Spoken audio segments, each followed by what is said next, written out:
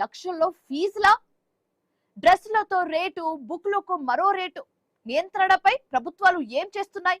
కమిటీల రిపోర్ట్స్ చెత్తబుట్టలో పడ్డాయా? స్కూల్ యాజమాన్యాలు ఎవరిపై ఒత్తిడి తెస్తున్నాయి? కార్పొరేట్ ఒత్తిడికి ప్రభుత్వం తలొగ్గిందా? ఫీజులపై సమీక్షలకే సరిపోతుందా? ఫీజులపై నియంత్రణ ఉందా లేదా? ప్రభుత్వానిది నామమాత్రపు పాత్రనేనా?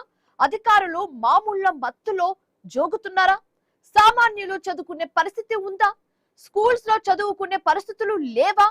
కార్పొరేట్ స్కూల్స్ నోట్ల కట్టలనే కడుతున్నాయా?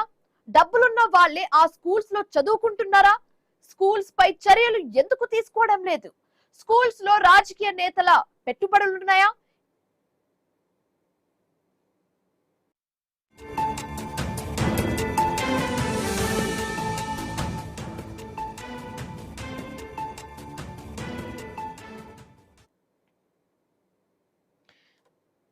కొన్ని పాయింట్స్ మీద ఫోకస్ చేద్దాం.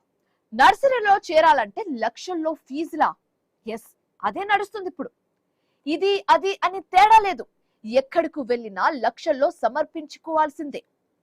సెకండ్, డ్రెస్ కో రేటు, బుక్లకు మరో రేటు.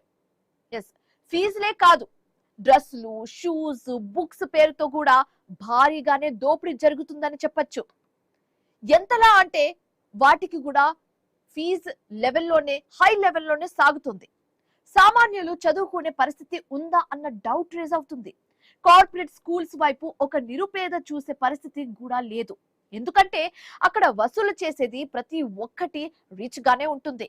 అందుకే సామాన్యులు చిన్న చిన్న గల్లీలో ఉన్న స్కూల్స్ లోనే చేర్పిస్తున్నారు వాళ్ళ పిల్లలను. సో సామాన్యులు ఏం చెప్తున్నారు ఇదే అంశానికి సంబంధించి చూద్దాం ఒకసారి.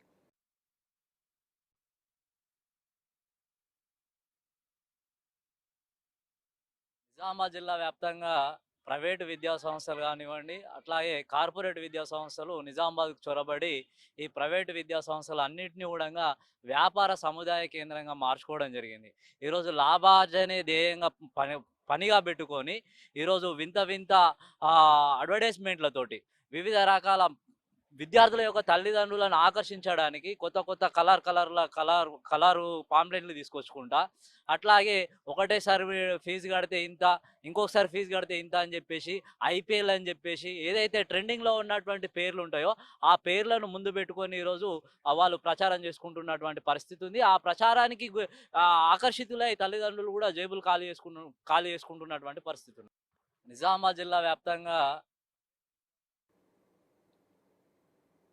నియంత్రణపై ప్రభుత్వాలు ఏం చేస్తున్నాయి, ఏం చెబుతున్నాయి?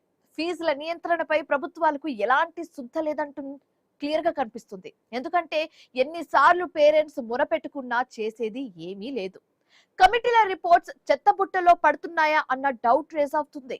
తెలంగాణలో కేసీఆర్ ప్రభుత్వంలో తిరుపతి రావు కమిటీ వేశారు. ఆ రిపోర్ట్ ను ఏం చేశారు? కమిటీల రిపోర్ట్ ను ఎందుకు అమలు చేయడం లేదు అన్నది ఇంకొక క్వశ్చన్ అని చెప్పొచ్చు.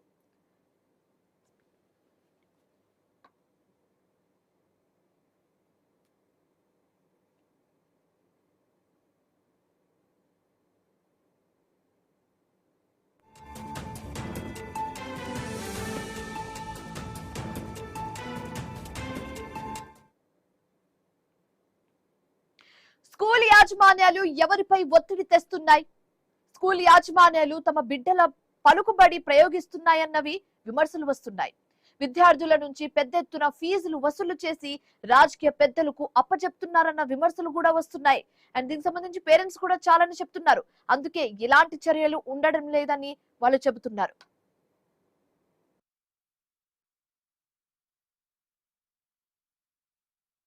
ఎల్కేజీ విద్యార్థికి ₹1,00,000 పైన ఫీజు ఉందన్న.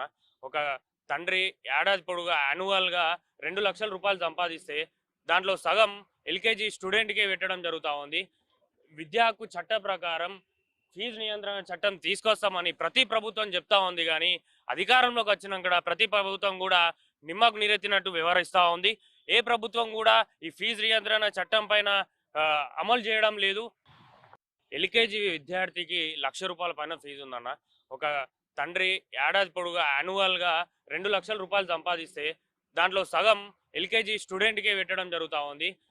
విద్యా హక్కు చట్ట ప్రకారం ఫీజు నియంత్రణ చట్టం తీసుకొస్తామని ప్రతి ప్రభుత్వం చెప్తా ఉంది, కానీ అధికారంలోకి వచ్చినాక ప్రతి ప్రభుత్వం కూడా నిమ్మకు నీరెత్తినట్టు వ్యవహరిస్తూ ఉంది.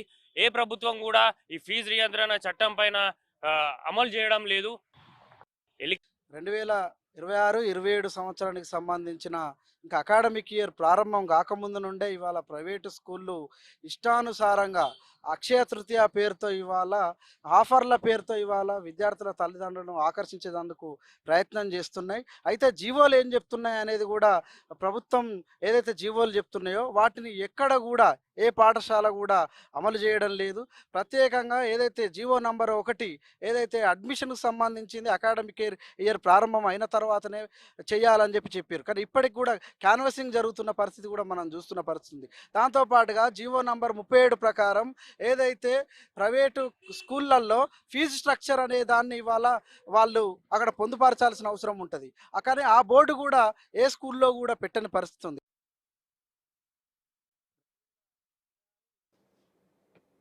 రైట్, ఇక ఇదే అంశానికి సంబంధించి మాట్లాడడానికి మనతో పాటు జాయిన్ అయ్యారు విశ్లేషకులు మన్యం కోటేశ్వరరావు గారు. ఆయనతో మాట్లాడే ముందు బులెటిన్ లో షార్ట్ బ్రేక్ తీసుకుందాం.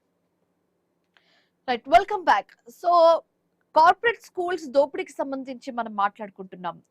బెస్ట్ స్కూల్స్ అంటారు, బెస్ట్ కాలేజెస్ అంటారు, కానీ ఫీజు విషయానికి వచ్చేసరికి లక్షల్లో దోచుకుంటున్నారన్న ఆరోపణలు కూడా అదే స్థాయిలో మనం పేరెంట్స్ నుంచి స్టూడెంట్స్ నుంచి వింటున్నాము. సో ఇదే అంశానికి సంబంధించి మాట్లాడడానికి మనతో పాటు జాయిన్ అయ్యారు మన్యం కోటేశ్వరరావు గారు, విశ్లేషకులు. ఆయనతో మాట్లాడే ప్రయత్నం అయితే చేద్దాం. సో గుడ్ ఈవినింగ్ అండి మన్యం కోటేశ్వరరావు గారు. మనం చూస్తున్నాము సమ్మర్ హాలిడే స్టార్ట్ అయిందంటే పెద్ద పెద్ద హోర్డింగ్స్ మనం చూస్తూ ఉంటాము. మాది బెస్ట్ కాలేజ్, బెస్ట్ స్కూల్, మీ పిల్లల్ని మా కాలేజ్ మా స్కూల్లోనే చేర్పించండి, బెస్ట్ క్వాలిటీ అన్నిట్లో అని చెప్తుంటారు. కానీ ఫీజు విషయానికి వచ్చేసరికి లక్షల్లో దోచుకుంటున్నారు. ఎల్కేజీ స్టూడెంట్ కి కూడా లక్ష రూపాయలు పెట్టి విద్యాన్ని బోధించడం అంత అవసరమా అన్న క్వశ్చన్ రేజ్ అవుతుందండి. మీ ఒపీనియన్ ఏంటి దీని మీద? కార్పొరేట్ అంటేనే దోపిడీ. అది ఆసుపత్రి అయినా, లేకపోతే ఇండస్ట్రీ అయినా, లేకపోతే బిజినెస్ అయినా, ఎడ్యుకేషన్ అయినా, ఏదైనా కానీ దోపిడీ. ఇవాళ ఆ దోపిడీలో భాగస్వాములైనటువంటి కార్పొరేట్ స్కూళ్ళకు చెందినటువంటి వాళ్ళు యజమానులు కావచ్చు, వాళ్ళ ప్రతినిధులు, ఎమ్మెల్సీలుగా, ఎమ్మెల్యేలుగా, ఎంపీలుగా, మంత్రులుగా ఎన్నికయ్యి వాళ్ళే అధికారాన్ని ఇన్ఫ్లుయెన్స్ చేస్తున్నప్పుడు ప్రతి సంవత్సరం జనవరి నుంచి అడ్మిషన్స్ ప్రారంభమవుతాయి. మనం ఇప్పుడు ఏప్రిల్ చివరిలో ఉన్నాం. ఇప్పుడు అడ్మిషన్ల గురించి మనం మాట్లాడుకుంటున్నామంటే మనం 4 నెలలు వెనకబడినట్టు. అయిపోయినాయి అడ్మిషన్స్, అన్నీ అయిపోయినాయి, జనవరిలోనే అయిపోతాయి. దీనివల్ల ఏం ఉపయోగం అనేటువంటిది ప్రశ్న. సరే, చర్చ పెట్టచ్చు, లేకపోతే అభిప్రాయాలు చెప్పచ్చు. కానీ తల్లిదండ్రులుగా ఉన్నటువంటి వాళ్ళు కార్పొరేట్ విద్య మీద ఉన్నటువంటి మోజుతోటి ఏ విధంగా అప్పుల పాలవుతున్నారో అందరికీ తెలుసు. అందుకని ఈ ప్రభుత్వాలకి కార్పొరేట్ల శక్తులతో ఉన్నటువంటి సంబంధాలు బహిరంగమే. మరి ఎక్కడైనా మీరు చెప్పినటువంటి ఫీజుల గురించి, లేకపోతే కమిటీలు, సిఫార్సులు, ఇవన్నీ చెత్తబుట్టలో పడేస్తే ఏ తల్లిదండ్రులైనా లేకపోతే ఎవరైనా వచ్చి ఆర్టీసీ కార్మికుల్లాగా ఏమన్నా సమ్మెకి దిగినటువంటి ఉదంతం ఉందా? ఆందోళన చేసినటువంటి ఉదంతం ఉందా? జనానికి ఏమి పట్టదా? తల్లిదండ్రులకు పట్టదా? సమాజానికి పట్టదా? సమాజానికి పట్టలేదు, తల్లిదండ్రులకు పట్టలేదు. ఎవరికి పట్టినప్పుడు విచ్చలవిడిగా దోచుకుంటున్నారు అనేటువంటి మనకు స్పష్టంగా కనిపిస్తా ఉంది. అంటే ఇక్కడ పేరెంట్సే కాంప్రమైజ్ అవుతున్నట్టుగా చెప్తున్నారా మీరు? అవుతున్నారు, వాస్తవం అది. ఓకే, వాస్తవం అది కాదా? ఎక్కడైనా ఇప్పుడు ఇదిగో ఫలానా కార్పొరేట్ స్కూల్లో ఇంత ఫీజు డిమాండ్ చేస్తున్నారు, ఇంత ఫీజు డిమాండ్ చేయడానికి వీల్లేదు, ఫలానా కమిటీ సిఫార్సు ప్రకారం, ఫలానా దాని ప్రకారం మీరు చర్య తీసుకుంటారా లేదా అని ఎక్కడైనా ఒక ధర్నా చేసినటువంటి ఉదంతం మనకి ఎక్కడైనా కనిపిస్తుందా? ఒకవేళ స్టూడెంట్ సంఘాలు ధర్నా చేసినా అది మహా అయితే 1-2 రోజులకు మించి ఎక్కువ ఉండదు. అంతే, అంతకు మించి ఏం లేదు కదా. అందుకని ఒక రొటీన్ కార్యక్రమం కింద అయిపోయింది.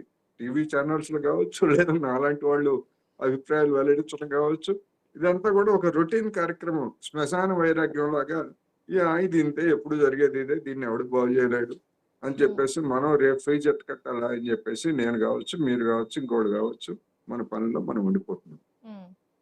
అందుకని ప్రభుత్వాలే పనిగట్టుకొని విద్య, వైద్యం వంటి సేవా రంగాల నుంచి వైదొలిగి కార్పొరేట్ శక్తులకి దాన్ని రోజు రోజుకి అప్పగిస్తున్నప్పుడు సామాన్యులు ఆవేదన చెందటం తప్ప ఎవ్వరు చేయగలిగింది ఏమీ లేదు. తెలీదా? కేసీఆర్కి తెలీదా? రేవంత్ రెడ్డికి తెలీదా? జగన్మోహన్ రెడ్డి గారికి తెలీదా? చంద్రబాబు నాయుడు గారికి తెలీదా? అందరికీ నరేంద్ర తెలిసిన మోడీ నిజమే. గారికి ఎవరికి తెలియదు ఈ విషయాలన్నీ? అందరూ కబుర్లు చెప్పేవాళ్ళే.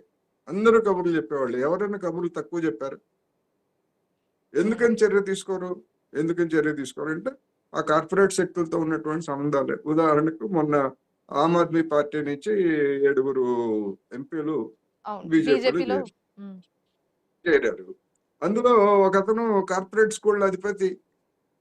మరి ఆమ్ ఆద్మీ పార్టీ లాంటి వాళ్ళే ఒక కార్పొరేట్ స్కూల్ అధిపతికి రాజ్యసభ సభ్యత్వాన్ని మరి అమ్ముకున్నారో లేకపోతే ఎట్లా ఇచ్చారో మనకైతే తెలియదు. కానీ అటువంటి వాళ్ళని ప్రోత్సహిస్తూ ఉంటే ఏం సందేశం ఇస్తున్నట్టు? మరి రాజకీయ పార్టీలు కూడా ఏం సందేశం మన్నెం కోటేశ్వరరావు ఇస్తున్నట్టు? గారు, ఇప్పుడు మిమ్మల్ని ఒక విషయం స్ట్రైట్ గా అడిగితే, ఒకవేళ ఫీజు నియంత్రణ విషయానికి సంబంధించి అడిగితే ఎలాంటి నిబంధనలు, ఇలాంటి రూల్స్ అండ్ రెగ్యులేషన్స్ ఉంటే బెస్ట్ అని మీరు అనుకుంటున్నారు? ఏ నిబంధనలు పెట్టినా కానీ నిబంధనలు లాగానే ఉంటాయి. ఎవరైనా కోర్టులో సవాల్ చేసినా గానీ వాటిని వేరే చూపుతారు, వేరే రూపంలో ఫీజులు చెల్లించమంటారు. దానికి ఏమి నిబంధనలు ఏముంటాయి? అడ్డగోలుగా దోపిడీ చేసేవాడికి నిబంధనలు ఏముంటాయి? అడ్డగోలు దోపిడీకి నిబంధనలు ఏమి ఉండవు. అడ్డగోలు దోపిడీకి సో లోపం ప్రభుత్వంలోనే ఉందని చెప్తున్నారు. క్యాపిటేషన్ ఫీజు ఉంది, అన్అఫిషియల్ గా వసూలు చేసే క్యాపిటేషన్ ఫీజు ఉంది. ఎక్కడ దానికి ఏ తల్లిదండ్రులకి ఎవరికి కూడా రసీదు ఇవ్వరు. ఆ క్యాపిటేషన్ ఫీజు ఇస్తేనే మీకు సీట్ ఇస్తాము, లేకపోతే మీ వాడికి పరీక్ష పెడతాము, ఒక టెస్ట్ పెడతాము. ఆ టెస్ట్ లో మీ వాడు ఫెయిల్ అయ్యాడు లేదా మీ అమ్మాయి ఫెయిల్ అయింది, మేము సీట్ ఇవ్వలేదు. మేమేమి ప్రభుత్వం నుంచి డబ్బులు తీసుకోవట్లేదు. ప్రభుత్వం నుంచి మా టీచర్లకు జీతాలు ఇవ్వట్లేదు, మా మెయింటెనెన్స్ జీతాలు ఇవ్వట్లేదు. ఇట్లా తప్పించుకోవడానికి ఎగ్గొట్టడానికి వాళ్ళకి అనేక దారులు ఉన్నాయి. అటువంటి దారులన్నీ ఎవరు ఇస్తారంటే అధికార యంత్రాంగమే ఇస్తుంది. అటువంటి అధికార యంత్రాంగం మీద ప్రభుత్వాలు ఏమైనా చర్యలు తీసుకున్నాయంటే ఏమీ లేదు, అందరికీ తెలిసే విషయం. అవును. So thank you so much Mannem Koteswararao garu join అయినందుకు అండ్ మీ ఒపీనియన్స్ ని మాకు తెలియజేసినందుకు. Thanks for joining. So small break తీసుకుందాం. బ్రేక్ తర్వాత అప్డేట్స్ అన్ని కంటిన్యూ అవుతాయి. చూస్తూనే ఉండండి ఐ న్యూస్.